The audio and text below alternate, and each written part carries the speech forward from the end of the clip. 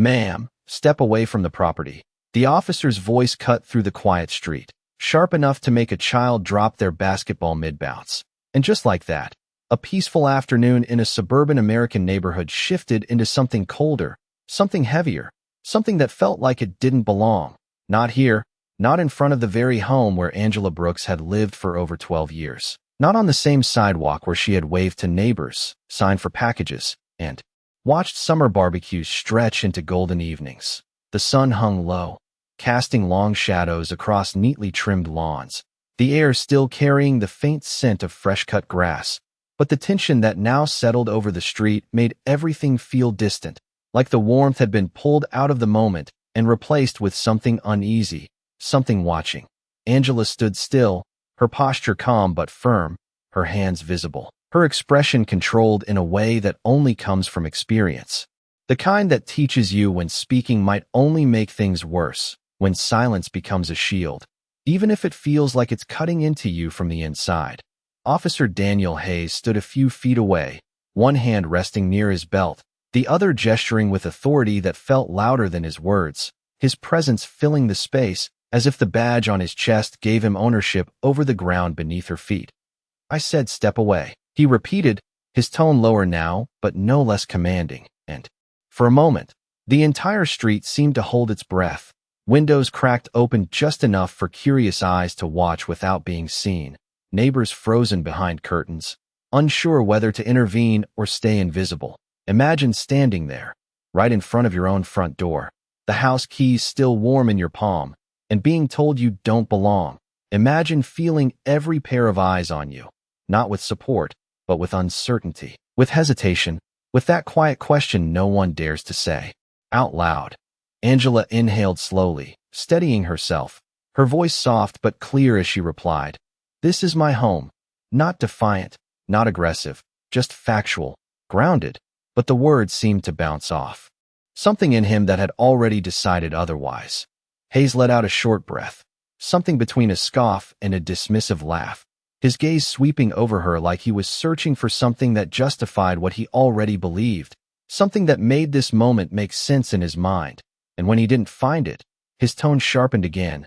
"Then you won't mind answering a few questions," he said, stepping closer, closing the distance in a way that shifted the air, that made the silence heavier. Somewhere down the block, unnoticed by most, a black SUV sat parked just beyond the curve of the street, engine off, windows slightly tinted, blending into the background like it had every right to be there.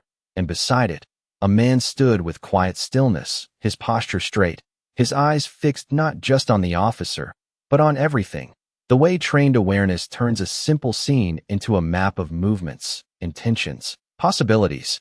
At his side, a German shepherd sat alert, ears forward, body calm but ready, its gaze locked with a focus that didn't miss anything.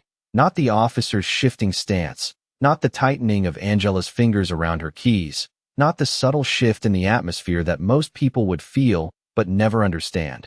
The man didn't move, not yet. Because sometimes the most powerful thing you can do is watch, to let a moment reveal itself fully before stepping into it, to see who someone becomes when they think no one important is paying attention.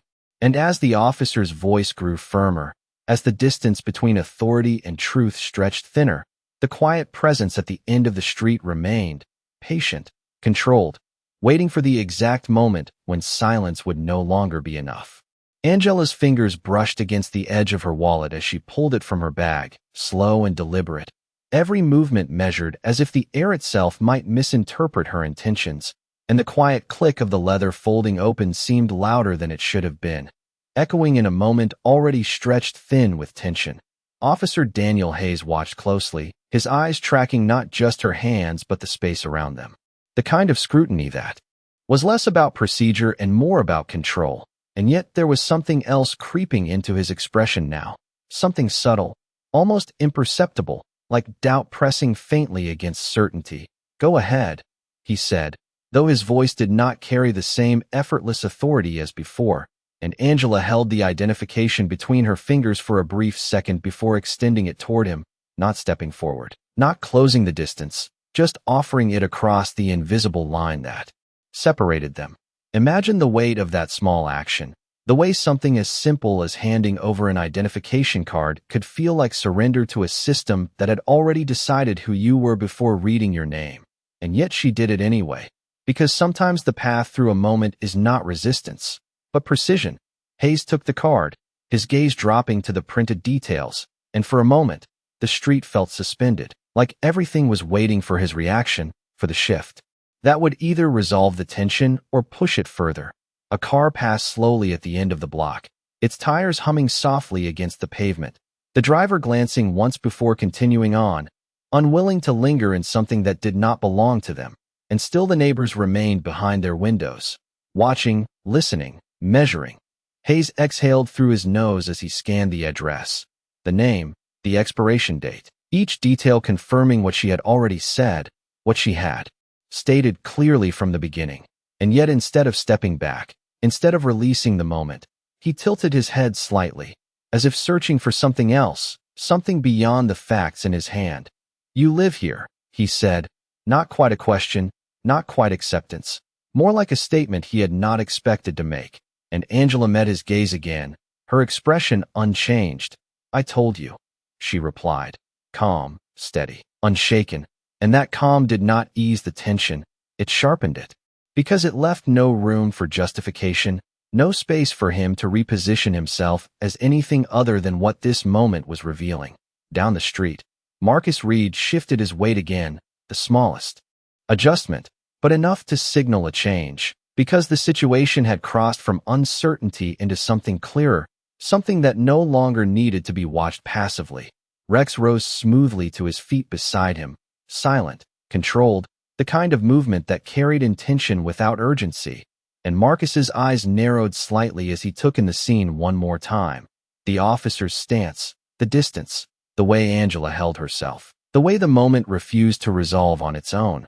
Hayes handed the identification back, but he did not step away, his presence lingering where it no longer had reason to be.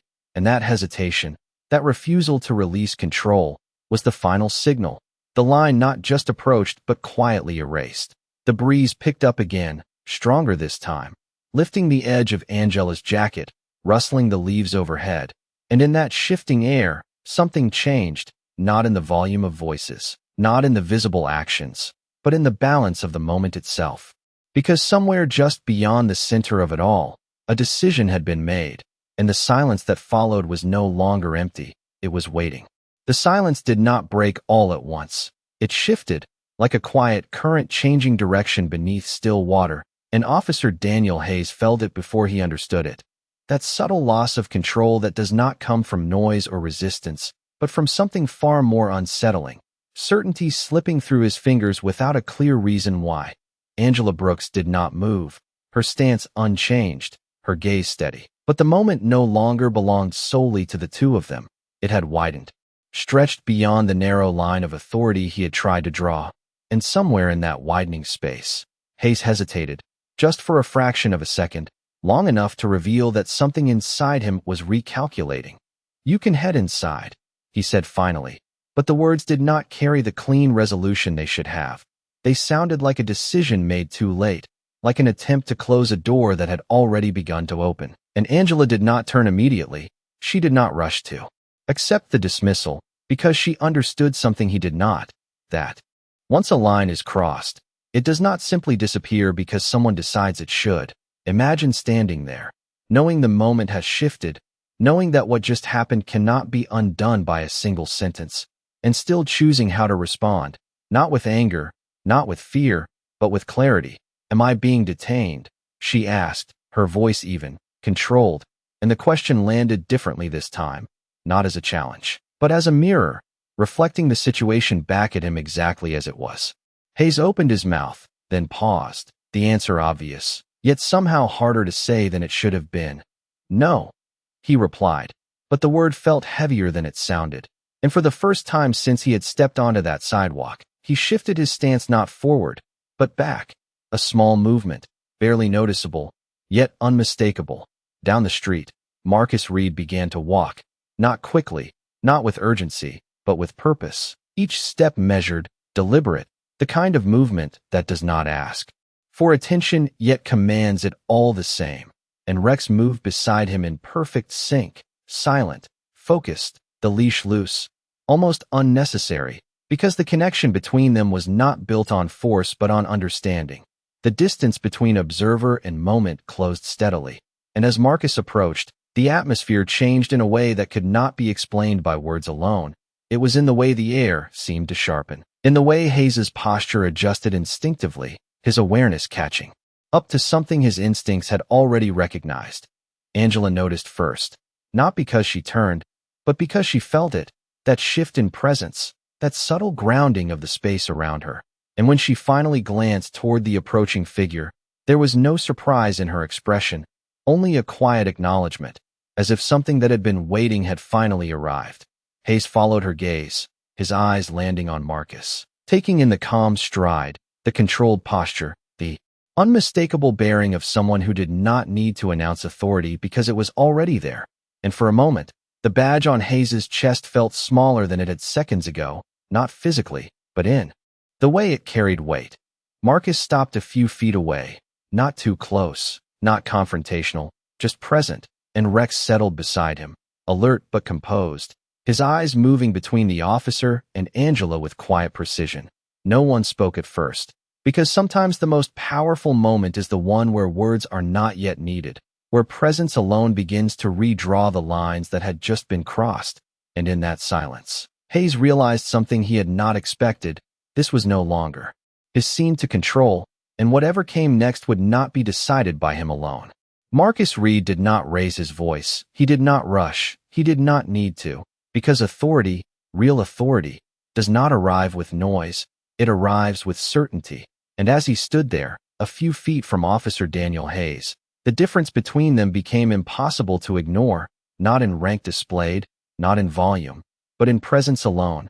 Hayes straightened slightly, instinctively adjusting his stance as if something in him recognized a shift he could not quite name, his eyes flicking briefly to Rex, taking in the dog's stillness, the quiet alertness that spoke of discipline rather than aggression, and then back to Marcus, searching for context, for explanation, for anything that would restore the balance he felt slipping. "Is there a problem here?" Marcus asked, his voice calm, even, carrying just enough weight to settle into the space without forcing it. And the question was simple, but it was not casual. It was precise, intentional, the kind that does not just ask for an answer, but measures the one who gives it.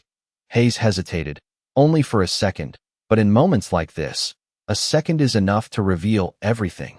"Routine call," he replied, his tone tightening slightly as he spoke. "Just following up on a report." And the words sounded practiced, familiar, yet somehow less convincing than they had moments ago.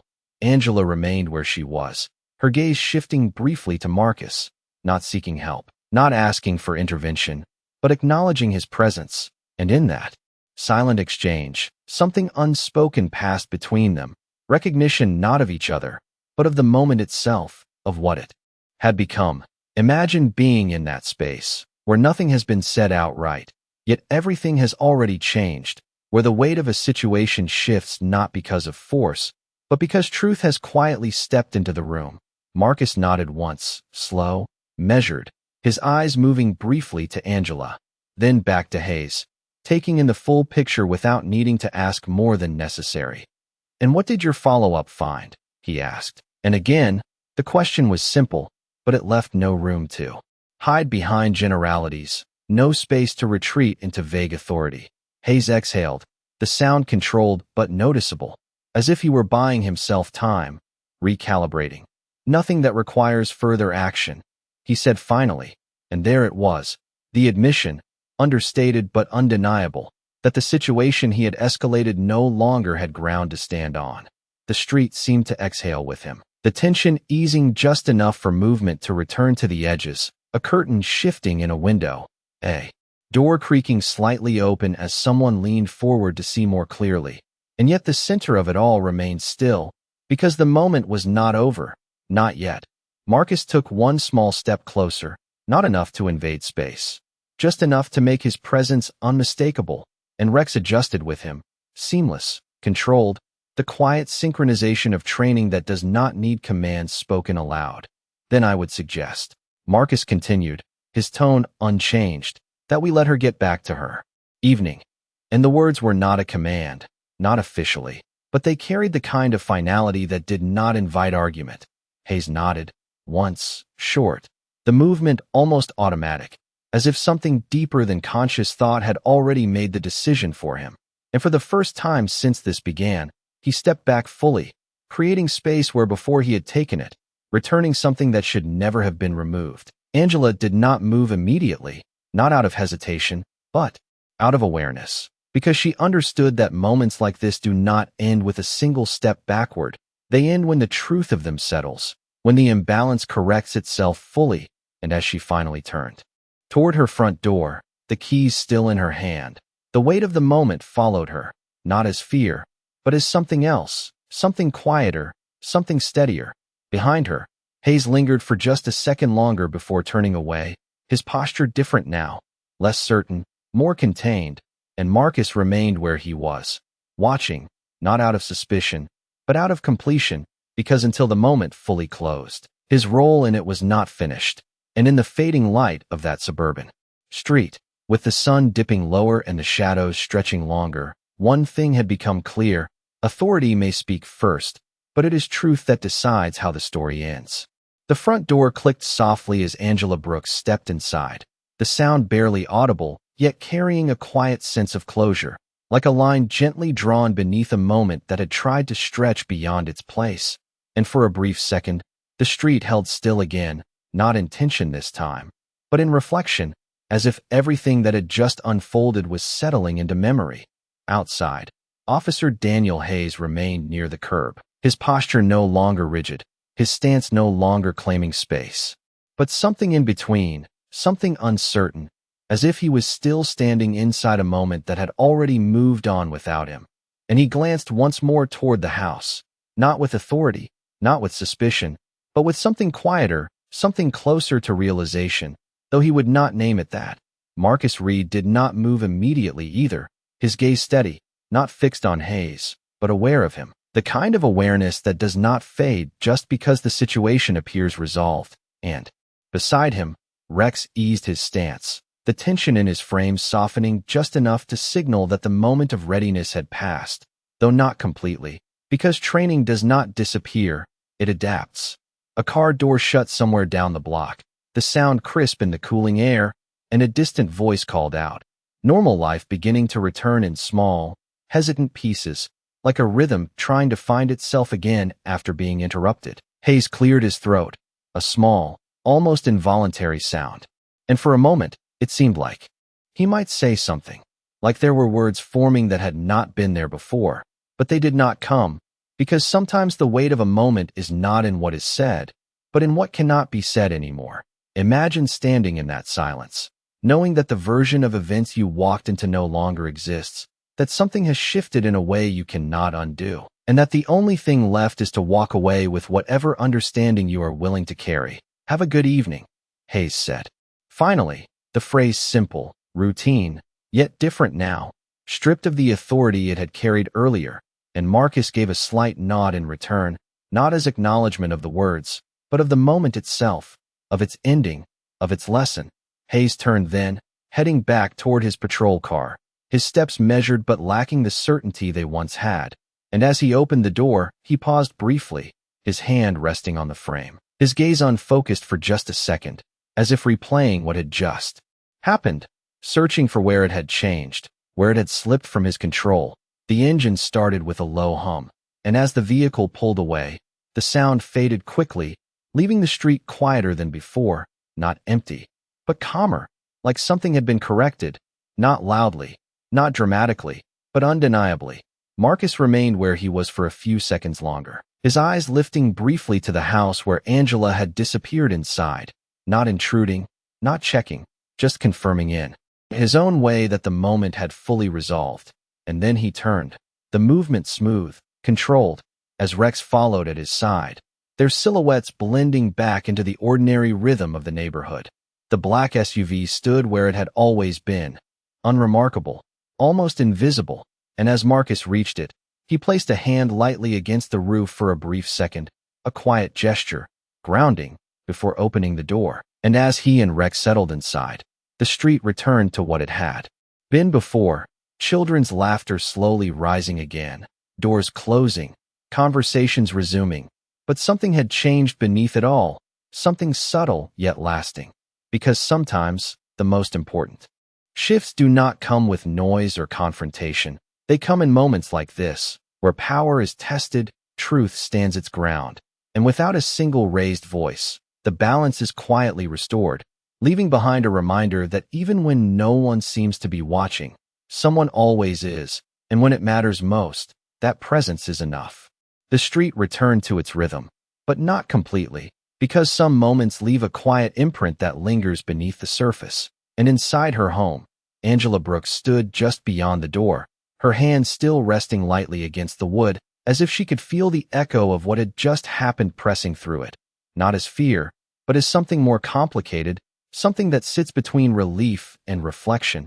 The house was calm, familiar, the soft hum of the refrigerator in the kitchen, the faint ticking of a wall clock measuring seconds that now felt different, slower, heavier, and she exhaled, a breath she had been holding longer than she realized, her shoulders lowering just slightly as the weight of the moment began to settle.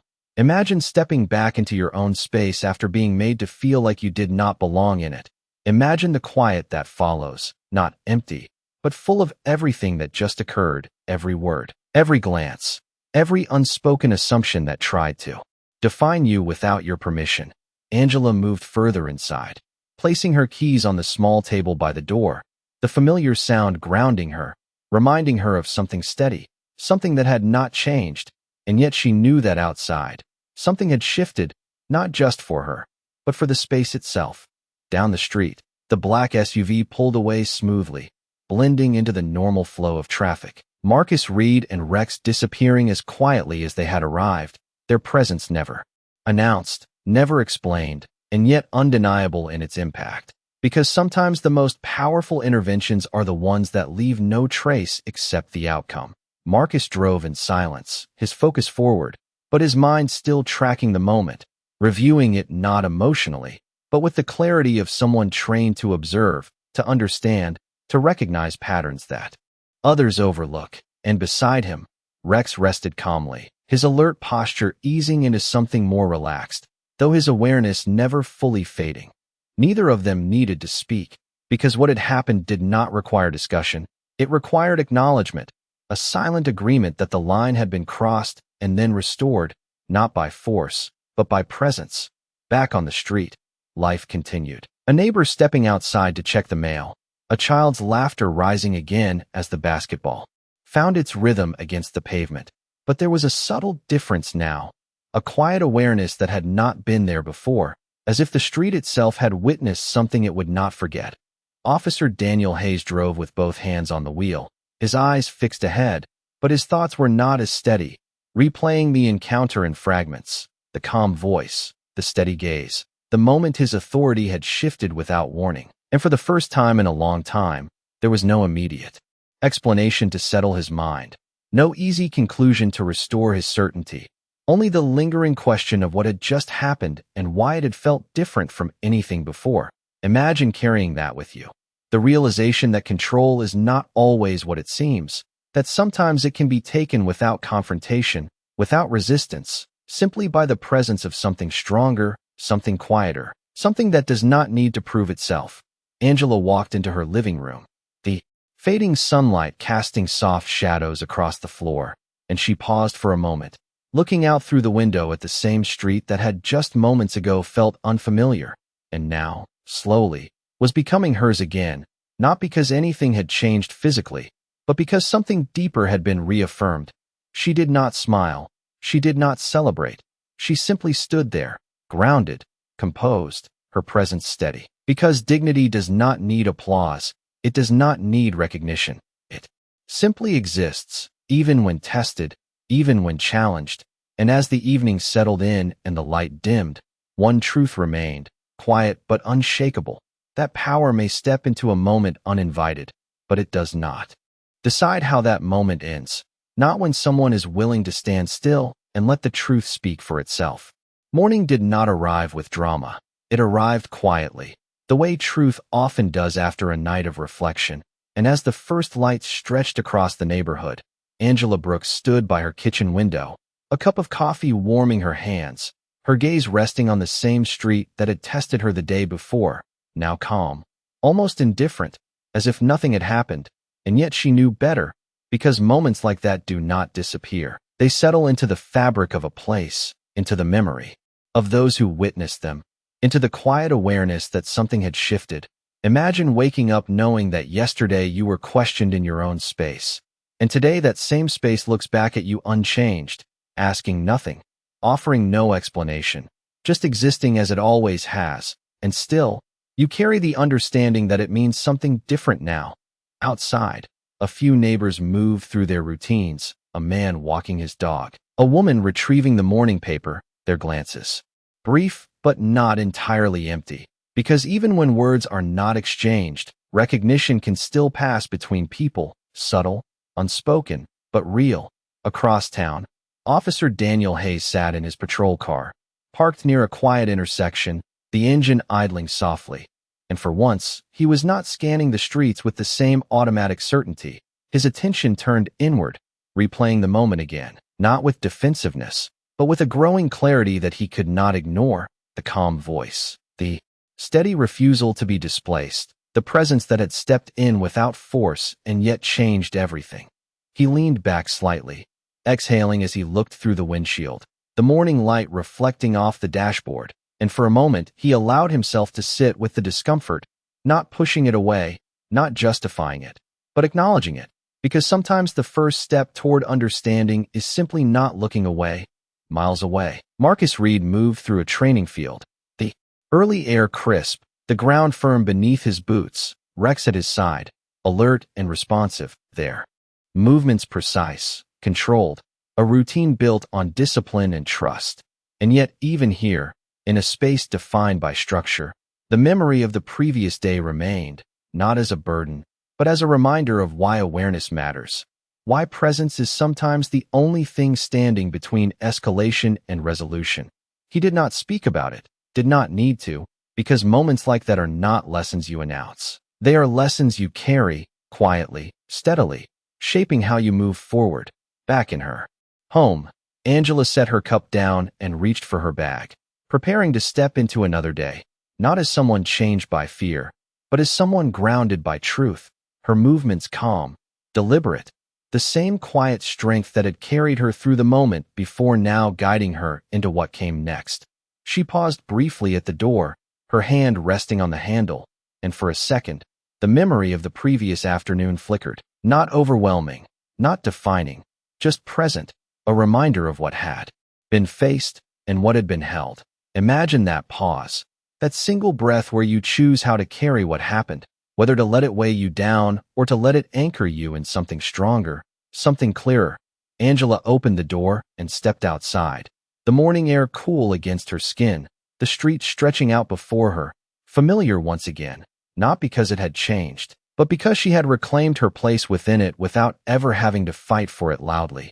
And as she walked forward, steady and unshaken, the quiet truth of the moment remained, that dignity does not need to be proven. It only needs to be held, even when challenged, even when questioned. And in that quiet holding, something stronger than authority reveals itself, something that does not demand space, but simply takes its rightful place within it. By the time the sun reached its highest point, the neighborhood had fully returned to its rhythm, cars passing, conversations drifting across driveways, the ordinary motion of a day that no longer carried the visible weight of what had happened. And yet beneath that surface, something remained, something quiet but lasting, like a line drawn not on the pavement, but in the understanding of those who had seen it unfold. Angela Brooks walked along the sidewalk with the same steady pace, her steps measured, her presence unchanged, not because nothing had happened, but because she had not allowed that moment to redefine her. And there is a difference between being affected and being altered, a difference she carried with quiet clarity. Imagine moving through your own space after it has been questioned, after your presence has been weighed without cause, and still choosing to stand exactly as you are, not louder, not smaller, just grounded in something no one else gets to decide. Across town, Officer Daniel Hayes sat in a briefing room, the low hum of voices around him fading into the background as his attention remained fixed on something internal, something that had not settled yet. And for the first time, he did not reach for justification. He did not reconstruct the moment into something easier to accept. Instead, he allowed it to remain as it was, uncomfortable, unresolved, real, because sometimes the shift does not come from being corrected by others. It comes from recognizing the moment when you were. He leaned forward slightly, hands resting together, his gaze lowered not in defeat, but in thought. And though no one else in that room knew it, something had changed, not dramatically, not visibly, but in a way that would shape the next decision, the next interaction, the next moment where authority meets another human being. Miles away, Marcus Reed stood once again in stillness, Rex at his side, the training field quiet between exercises, and there was no need to revisit what had happened, no need to frame it as victory or confrontation, because to him, it had never been about stepping in, it had been about ensuring that something stayed within its rightful bounds, that a line was seen and respected, even if only for a moment. He looked out across the open space, the horizon clear, the air steady, and there was a quiet understanding in that stillness, that the work is not always loud, not always visible, but always present, carried in the awareness of when to act, and when to simply stand, back on the same street where it began. The shadows of the afternoon stretched long again, the lights softening as it had the day before, and Angela paused briefly near her front yard, her gaze moving across the familiar details, the mailbox, the walkway, the door that had remained hers through it all, unchanged, unclaimed by anyone but her. She did not need to say anything, did not need to revisit the moment aloud, because its meaning was already clear, not in what had been done, but in what had not been taken from her. Imagine that kind of ending, where nothing explodes, nothing collapses, and yet everything shifts, where power is not seized but revealed for what it truly is, and dignity remains exactly where it has always been. Because in the end, he thought the badge gave him control, he believed the moment belonged to him. But that day, control was never his to begin with. It was simply waiting for the truth to step forward and remind everyone watching what justice really looks like when it does not need to raise its voice.